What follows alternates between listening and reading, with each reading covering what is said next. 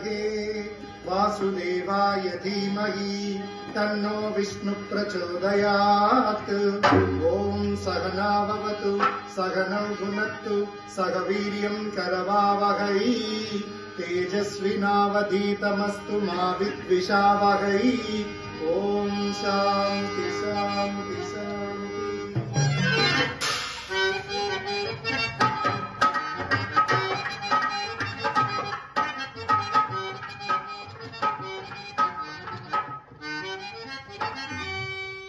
పెద్దలు, గౌరవనీయులు, కళాకారులకు, కళాభిమానులకు ఎందరో ఆశీలేని ఈ సభా సరస్వతికి మా నాటక సమాజం తరపున హృదయపూర్వక శతసహస్ర కళాభివందనాలు తెలియజేస్తున్నాం.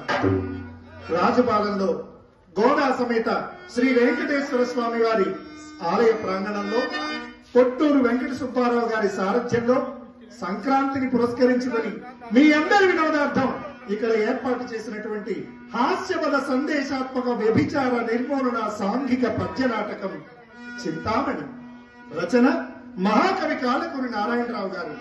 కావ్యేషు నాటకం రమ్యం అన్నారు మహాకవి కాళిదాసు గారు. దుఃఖార్తానాం శోకార్తానాం శ్రమార్తానాం తపస్వీనాం విశ్రాంతి జననం కాలే నాట్యమే తద్భవిష్యతి అన్నది నాట్య శాస్త్రం. అంటే దుఃఖంలో ఉన్నవారికి, శోకంలో ఉన్నవారికి, వివిధ పనుల్లో నిమగ్నమై ఉన్నవారికి మానసిక ప్రశాంతతను, శారీరక ఉల్లాసాన్ని కలగజేసే ప్రక్రియ నాటకం. నాటకం వినోదం, విజ్ఞానంతో పాటు సమాజాన్ని హెచ్చరిస్తూ ఏదైనా సందేశం ఉండాలి. అప్పుడే నాటకం చిరకాలం జీవిస్తుంది. In other words, drama is an education, entertainment, and it is to be played to eradicate an evil from the society. Then only the drama will survive everlastingly. మహాకవి కాళకూరి నారాయణరావు గారు వేశ్యావృత్తిని యుక్తంగా తీసుకుని ఈ నాటకాన్ని రాశారు. బాబు, వేశ్యావృత్తి తరతరాల నుండి మన సమాజాన్ని పట్టి పీడిస్తున్నటువంటి రుగ్మత. అయితే ఈ వేశ్యావృత్తి మన తాతల నాడు ఉంది, తండ్రుల నాడు, మన్నాడు, మన పిల్లల నాడు, మునిమనవల నాడు, ఇనుమనవల నాడు, ఇలా తరాలు గడిచిపోతున్న సమాజాన్ని పట్టి పీడిస్తున్నటువంటి రుగ్మత. అయితే వేశ్యా సంపర్కం వల్ల డబ్బున్న వారైతేనే, పూజా పునస్కారాలు చేసుకున్న వారైతేనే ఏ విధంగా చిన్న చూపు చూడబడతారో, వారిని ఆశ్రయించిన భార్య, పిల్లలు, తల్లి, తండ్రి ఏ విధంగా అధోగతి పాలై వీధుల పాలవుతారో సమాజాన్ని హెచ్చరించే ఉద్దేశంలో సరిగ్గా 100 సంవత్సరాల క్రితమే కవిగారి నాటకాన్ని రాస్తే ప్రస్తుతం ఆర్థికంగా, సామాజికంగా దిగజారిపోవడమే కాకుండా మందు లేని జబ్బు కూడా వస్తుందని టీవీలోనూ, రేడియోలోనూ చెప్పుకునే దయనీయ దుస్థితికి మన సమాజం దిగజారిపోయింది. అంచేత విజ్ఞులు, రసజ్ఞులు, కళాకారులు, కళాభిమానులు, కళా ప్రోత్సాహకులు, రాజుపాలెం గ్రామ ప్రజలందరూ కూడా నాటకంలో మంచిని గ్రహించండి, చెడును విసర్జించండి, ఆద్యంతం నాటకం తిలకించండి, మీరందరూ ఆనందించండి, మమ్మల్ని ఆశీర్వదించండి అని సభికులందరికీ సవినయంగా మనం చేస్తున్నాను. బాబు, మరొక్క మాట, నవ్వడం యోగం, నవ్వించడం భోగం, నవ్వకపోవడం ఒక రోగం అన్నారు ప్రఖ్యాత సినీ రచయిత, దర్శకులు స్వర్గీయ జంధ్యాల గారు. ఇది హాస్యపూరితమైన నాటకం కాబట్టి ఎక్కడైనా హాస్యపద సన్నివేశం వచ్చిందంటే ఆడ, మగ, చిన్న, పెద్ద తేడా లేకుండా విరగబడి నవ్వేసేయండి. అదే కాకుండా ప్రేక్షకుల స్పందన కళాకారుడికి ఎక్కడ లేని శక్తి ఇస్తుంది. సమయానుకూలంగా మీ చప్పట్ల ద్వారా మాకు ఆ శక్తిని ప్రసాదించి తద్వారా కళామ తల్లి ఆశీస్సులు మన అందరి మీద ఉండాలని తెలియజేస్తూ రాజుపాలెం గ్రామ ప్రజలందరూ ఒక్కసారి గట్టిగా నాటకంలో వెళ్ళిపోదాం. బాబు, నాటకం గురించి కవి గారు నాంది ప్రస్తావన పద్యంలో ఈ విధంగా తన యొక్క భావాన్ని తెలియజేశారు. చక్కని శుభప్రదంగా ఉంటుంది. కళ్యాణ రాగంలో చెప్పుకుందాం. ఆర్యులారా, పామలపై పసిండిపై భ్రాంతి త్యజించి,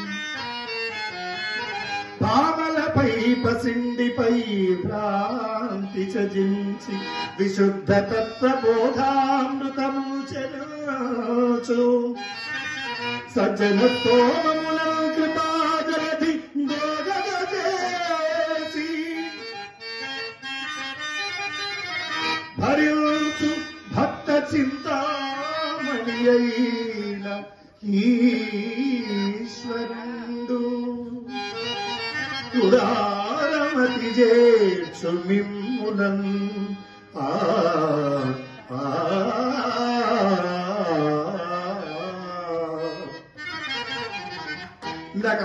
కళ్యాణం అయ్యేటప్పుడు పంతులు గారు చెప్పినట్టుగా ఆడవాళ్ళకి దేని మీద ప్రేమ ఉంటుందంటే బంగారం మీద, డబ్బు మీద ప్రేమ ఉంటుందట.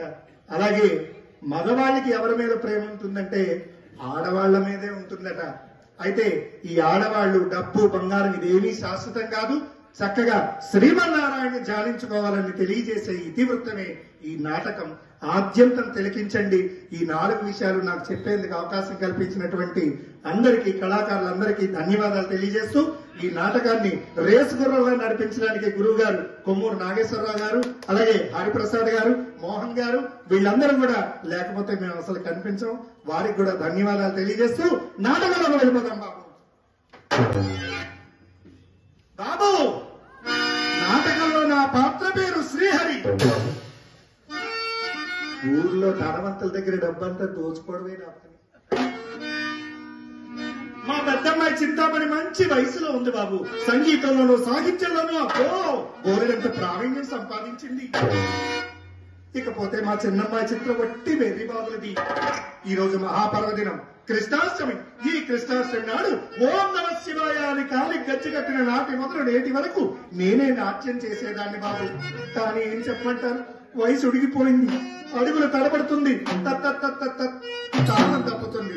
అంచేత నాకు వారిగా మా పెద్దమ్మాయి చింతామణి నాట్యం చేస్తుందని సభకులందరికీ మనవి చేస్తూ, అమ్మీ చింతామణి.